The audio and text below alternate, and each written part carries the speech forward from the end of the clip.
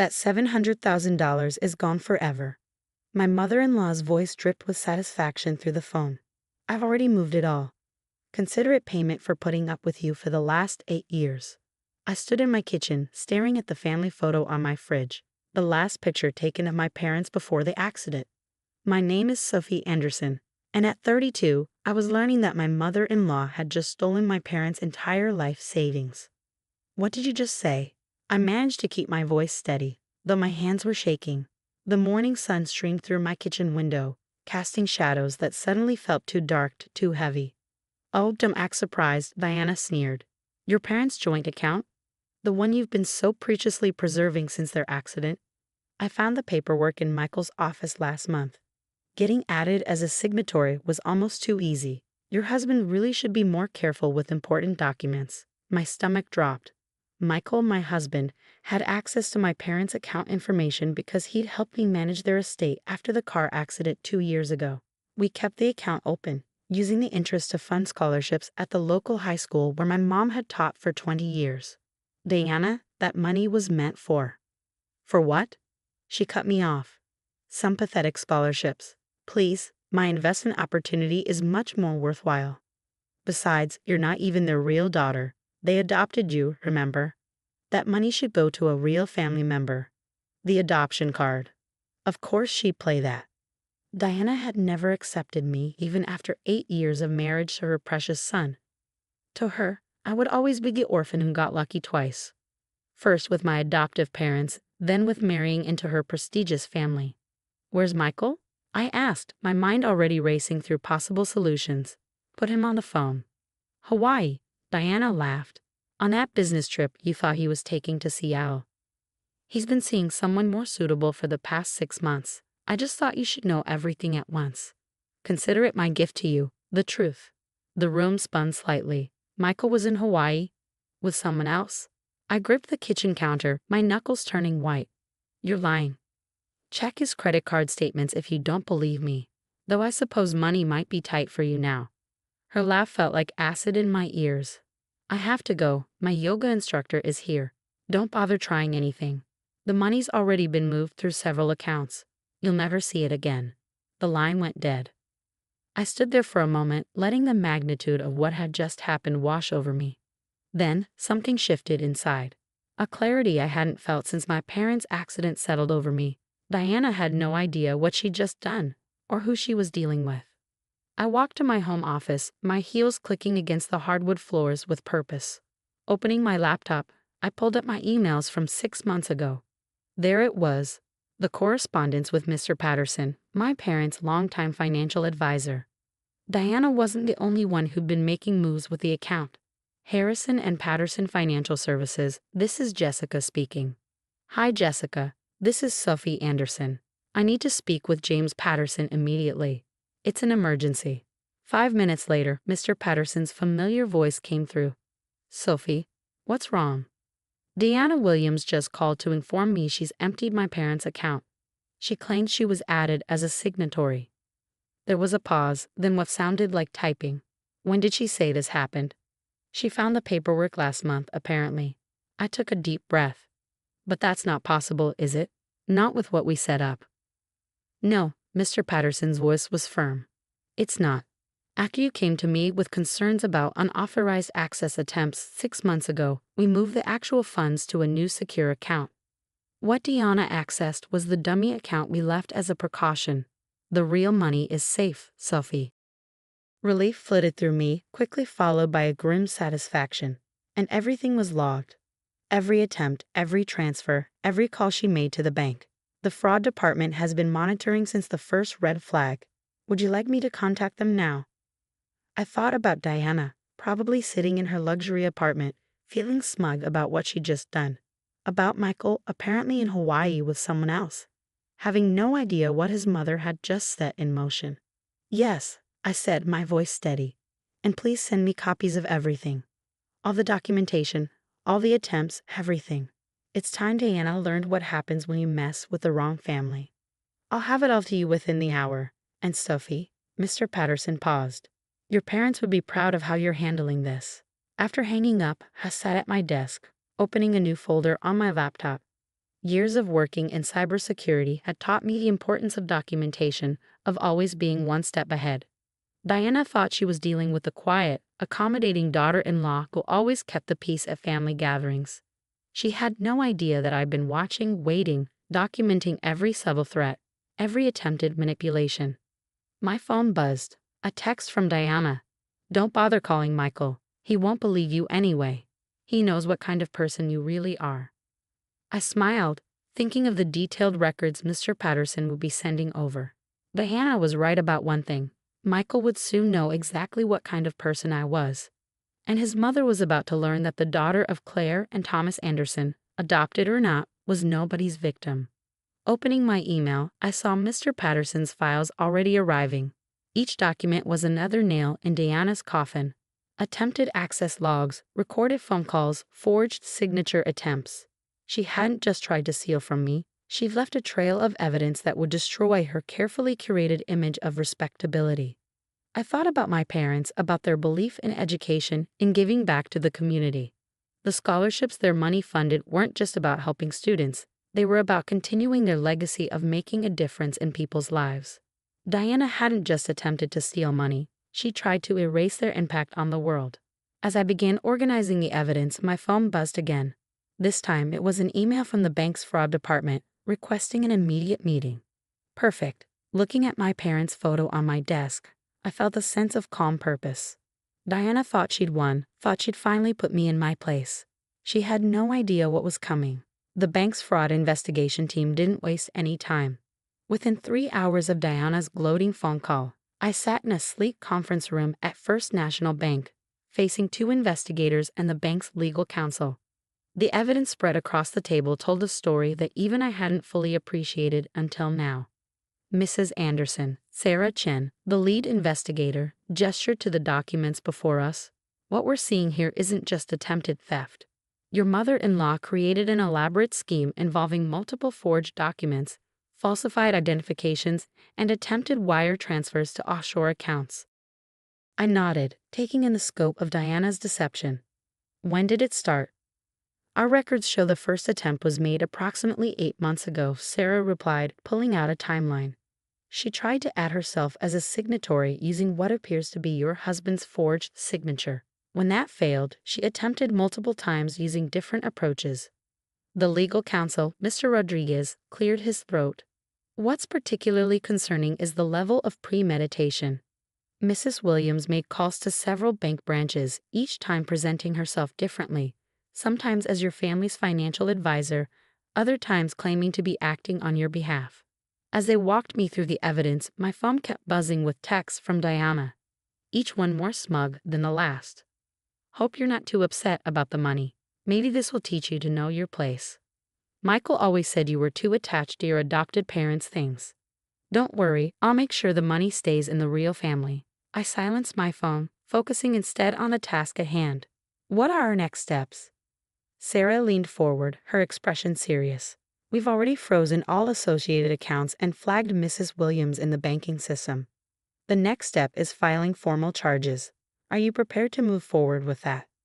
I thought about Diana's years of subtle cruelty, her constant reminders that I wasn't real family, her manipulation of Michael. "Yes," I said firmly. "I want to press charges." Just then, my phone lit up with a call from Michael. I excused myself and stepped into the hallway. "Sophie, what the hell is going on?" Michael's voice was tight with anger. "Mom just called me, saying the bank froze her accounts." "What did you do?" I closed my eyes, steadying myself. "Where are you, Michael?" "What do you mean?" "I'm in Seattle for." "Stop lying," I cut him off. "I know you're in Hawaii. I know about the affair, and I know what your mother tried to do." There was a long pause. "Sophie, listen." "No, you listen. Your mother tried to steal $700,000 from my parents' memorial scholarship fund. She forged documents, created fake IDs, and attempted multiple fraudulent transfers. Everything was documented. Everything was recorded. So before you defend her, you might want to see the evidence for yourself. She was just trying to what? Help you hide money for your divorce plans? Create a nest egg for you and your girlfriend?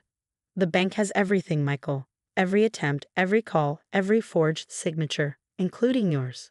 Another pause, longer this time. When he spoke again, his voice was different. What do you want? I want you to come home and face what you've both done. The bank's fraud department and their legal team are involved now. This isn't going away.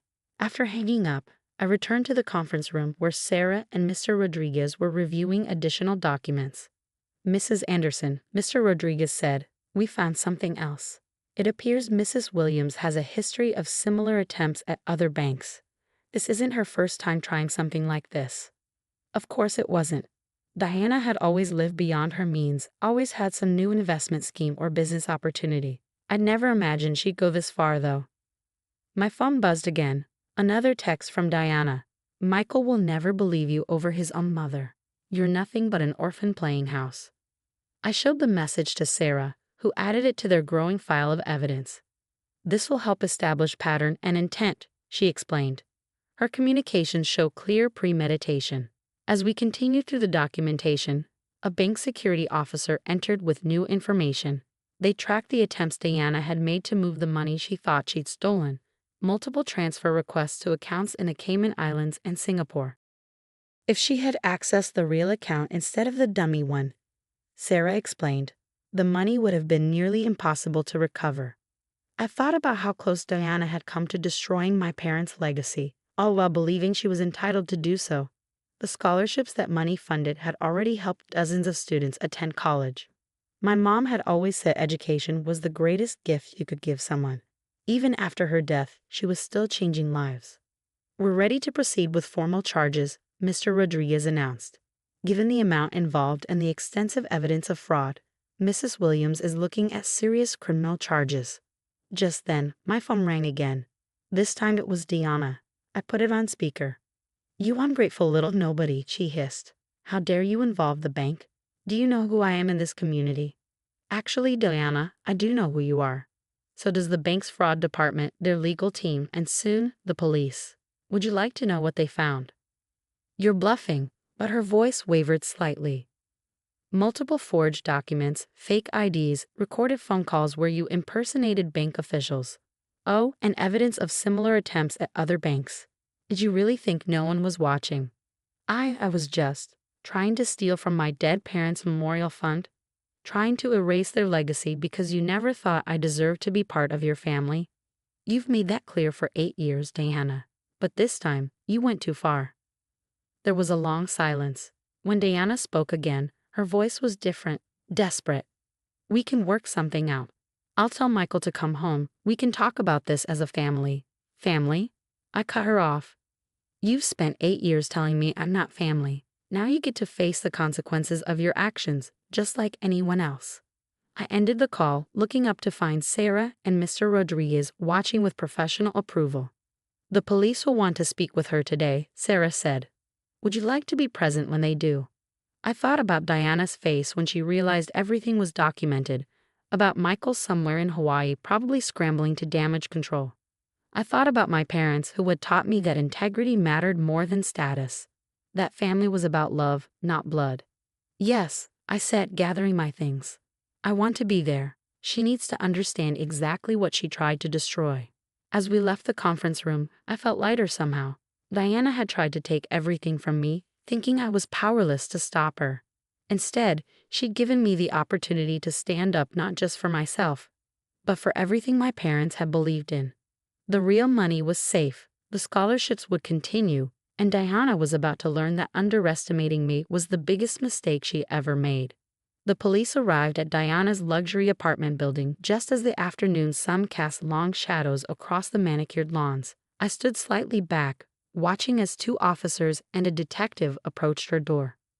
The bank's fraud investigator, Sarah, stood beside me, a thick folder of evidence under her arm.